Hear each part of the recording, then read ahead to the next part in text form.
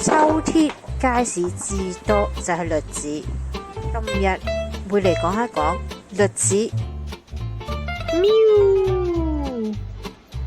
喺開始之前，請 follow 我哋嘅頻道啦。喺街市買到嘅栗子基本上就會有兩隻，一隻叫桂林錐，比較細粒，圓圓地，頂部有個尖，似竹永澤同學個頭啊！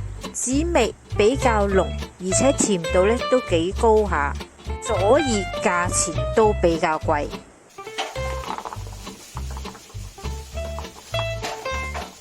另一隻叫板栗，味道同甜度一定唔夠桂林錐靚，但係佢係我哋做甜品、煲湯同出面炒栗子最常用嘅品種，就係因為佢平咯。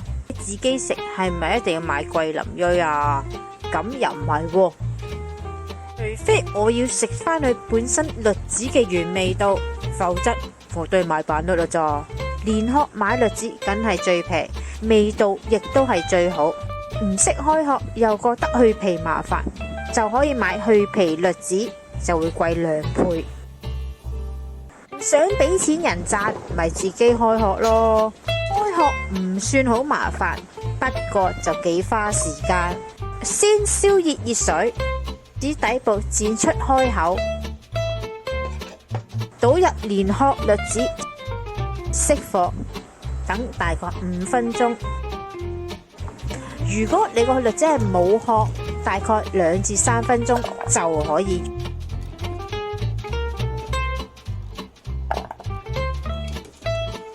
剝殼，再去皮。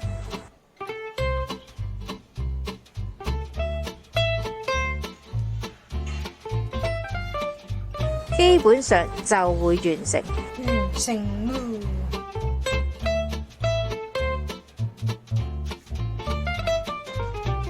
如果皮仲係黐住，都可以放返入熱水之中，再等1分鐘，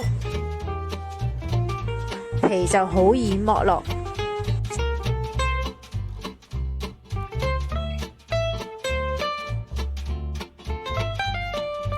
喂，呢個方法唔 work 喎。你遇到嘅問題我都係遇過，不過唔關方法事，而係我栗子本身嘅問題。一剝殼就知，中伏咯。用盡晒所有方法，熱水浸，用刀切，毛巾捽，栗子皮依然原封不動。睇，知唔知呢批栗子發生咗咩事啊？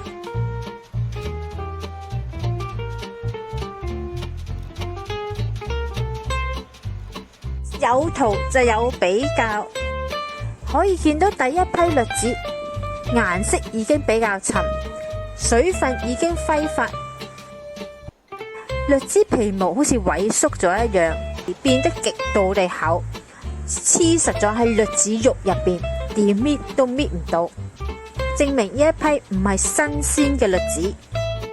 新鮮栗子皮仲有水分，比較薄身，唔會黐住喺栗子肉入邊。栗子好，點剝殼都可以；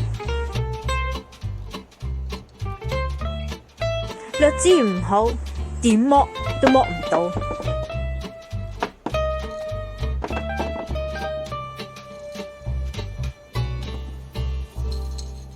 今日嚟到呢度啦，詳細嘅食譜我哋會擺落 Facebook 嗰度，有興趣嘅大家可以去睇一睇。